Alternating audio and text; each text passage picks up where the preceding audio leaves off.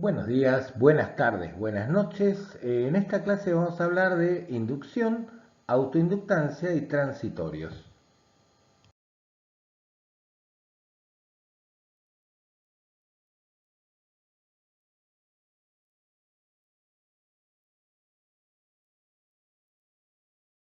En clases anteriores vimos cómo calcular el campo magnético de un solenoide. Suponíamos un solenoide con n espiras de longitud L y de sección S, recorrido por una cierta corriente de intensidad I, y hacíamos la suposición de que la longitud del solenoide era mucho mayor que su diámetro. Aplicando estas suposiciones vimos que el campo magnético lo podíamos calcular por ampere y nos daba como resultado μ0 por el número de espiras por la corriente sobre la longitud, o lo que es lo mismo, μ0 por la densidad de espiras por la corriente. Este campo magnético que genera el propio solenoide atraviesa las espiras del solenoide generando un flujo de campo magnético. Este flujo se denomina flujo propio y es fácil de calcular porque dijimos que el campo magnético dentro del solenoide era uniforme, o sea que el flujo va a ser simplemente el campo magnético por la superficie. Reagrupando los factores en esta ecuación podemos notar que lo que multiplica la intensidad de corriente es un número que solo depende de la geometría del solenoide. Al número L, que es μ0 por la densidad de espiras por la sección, se lo denomina coeficiente de autoinducción y es el cociente entre el flujo propio y la intensidad de corriente. Entonces, la relación entre el flujo que atraviesa un circuito, una espira, un solenoide y la corriente que lo recorre será flujo igual a L o coeficiente de autoinducción por la intensidad de corriente. Pero claro, si la corriente varía, también va a cambiar el campo magnético generado y entonces va a cambiar el flujo. Y la derivada temporal del flujo va a ser igual al coeficiente de autoinducción por la derivada de la corriente. Y por la ley de Faraday-Lenz que ya vimos, va a aparecer en el circuito una FEM inducida. Es evidente por la fórmula que un solenoide con muchas vueltas va a tener un gran coeficiente de autoinducción. Y en los circuitos se representa con este símbolo. Las unidades del coeficiente de autoinducción en el sistema internacional se llaman henrios y son iguales a Weber sobre Ampere. En resumen, si una espira conduce corriente, producirá un campo magnético que atravesará la misma espira, y si el flujo de este campo magnético varía, generará una FEM en la misma espira. Pero ¿qué pasa si ahora tenemos dos bobinas, espiras o circuitos que conducen corrientes y están próximos entre sí? Bueno, es bastante evidente que la corriente que circula por uno de los circuitos o espiras va a generar un campo magnético cuyas líneas van a atravesar a la otra espira, produciendo un flujo. Este flujo de campo magnético va a ser proporcional a la corriente que lo generó. El factor de proporcionalidad entre el flujo y la corriente se llama coeficiente de inducción mutua. Entonces, cuando dos o más circuitos estén próximos, el flujo de campo magnético que atraviesa uno de ellos va a depender de la corriente que circula por él y de las corrientes de los demás circuitos. Dicho de otra manera, mirando el gráfico, el campo magnético en P1 tiene una componente debida a la corriente I1 y otra componente debida a la corriente I2. Lo mismo va a pasar con el punto P2. Si llamáramos M sub 2,1 al coeficiente de inducción mutua del circuito 2 sobre el circuito 1 y llamáramos M sub 1,2 al coeficiente contrario, podríamos escribir el flujo total como... Estos coeficientes de inducción mutua dependen, bueno, de la geometría de los circuitos y de la posición relativa entre los dos conductores. Y claro, si las corrientes cambian con el tiempo, aplicando la ley de Faraday obtendremos FEM tanto en el circuito 1 como en el circuito 2. Por ejemplo, supongamos que tenemos un solenoide largo y estrecho con espiras apretadas que está dentro de otro solenoide de igual longitud o no y espiras también apretadas, pero de mayor radio. Digamos que al solenoide interno lo llamamos 1 y va a tener N1 espiras, una longitud 1 y una sección A sub 1 y por el que va a circular una corriente 1. Y digamos que al externo lo llamamos 2, de modo que va a tener una longitud 2, un número 2 de espiras y una sección 2. Para calcular la inducción entre los dos conductores basta con suponer que por uno de ellos circula una corriente I y calcular el flujo del campo magnético a través del otro. El cociente entre el flujo y la corriente es la inducción mutua. Lo interesante del caso es que M12 va a ser igual a M21. Entonces, digamos que el campo magnético producido por la bobina 1 es igual a mu0 por N1 por I1 sobre L1, como ya vimos. Y por otro lado sabemos que afuera de la bobina 1 vale 0.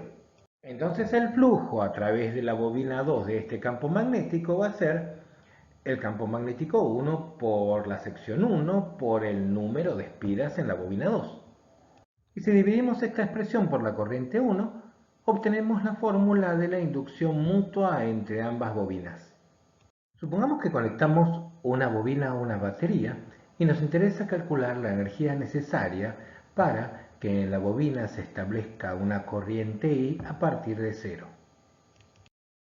Sabemos que la potencia, que es la derivada de la energía respecto del tiempo, se calcula como la diferencia de potencial entre los extremos de la bobina por la corriente. Y la diferencia de potencial es igual a la autoinductancia por la derivada de la corriente respecto del tiempo. Integrando esta expresión, llegamos a que la energía magnética almacenada por una bobina va a ser igual a 1/2 por la autoinductancia por la corriente al cuadrado.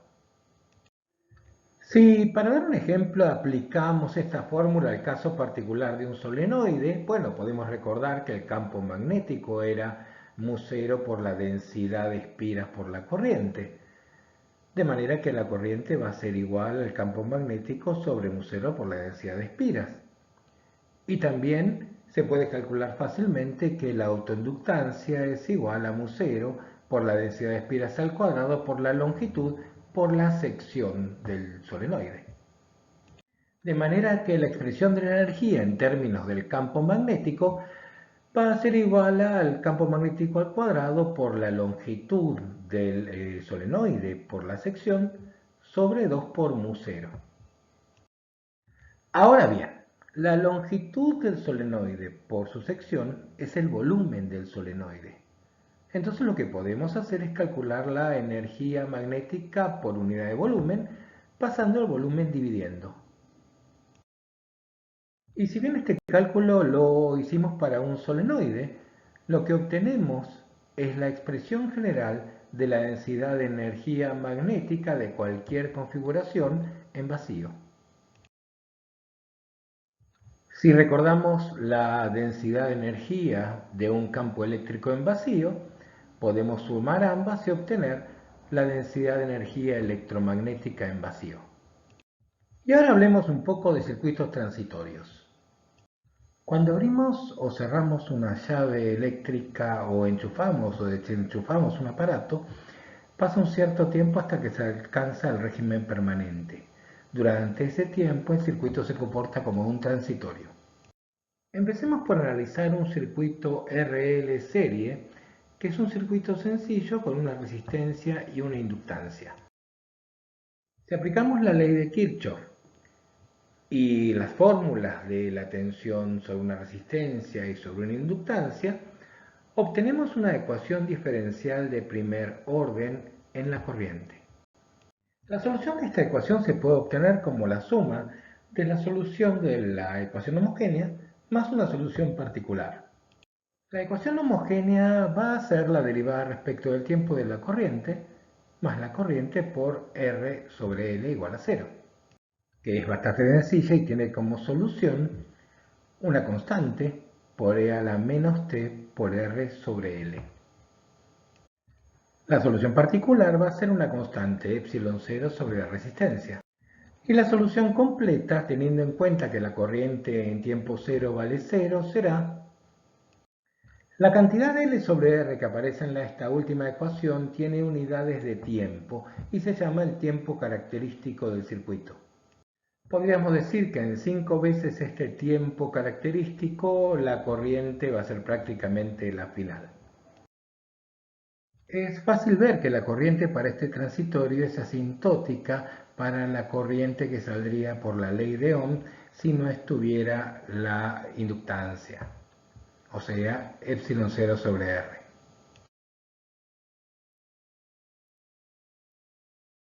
Otro circuito transitorio interesante es el circuito RC, que es simplemente un circuito con una resistencia y un capacitor en serie. Si recordamos que la diferencia de potencial sobre un capacitor es la carga sobre la capacidad, aplicando la ley de Kirchhoff, la suma de las tensiones será... Y claro, la corriente es la derivada de la carga respecto del tiempo, obteniendo una ecuación diferencial de primer orden en la carga del capacitor, bastante similar a la de la inductancia. Igual que con el circuito RL, la solución, que ahora va a ser carga, se puede escribir como la suma de una solución homogénea y una solución particular. La ecuación homogénea es prácticamente igual que la del circuito RL y la solución también es muy similar. Y la solución particular también será una constante que es la tensión de la batería por la capacidad. La solución general, teniendo en cuenta que la carga en cero vale 0, va a ser prácticamente idéntica a la del circuito RL. Va a tender a un valor asintótico que es el valor de la batería por la capacidad cuando el tiempo tiende a infinito. Y también tiene un tiempo característico que es R por C. Para 5 veces R por C aproximadamente, el capacitor va a estar completamente cargado. Es interesante observar qué pasa con la corriente en el circuito. Sabemos que la corriente es la derivada de la carga respecto del tiempo. De modo que la corriente resulta ser... Es interesante observar que para tiempo inicial, para t igual a 0, la corriente es la corriente óhmica, valor de la batería sobre la resistencia. Dicho de otro modo, el capacitor se comporta como un cable cuando está descargado. En cambio, para t tendiendo a infinito, la corriente tiende a 0.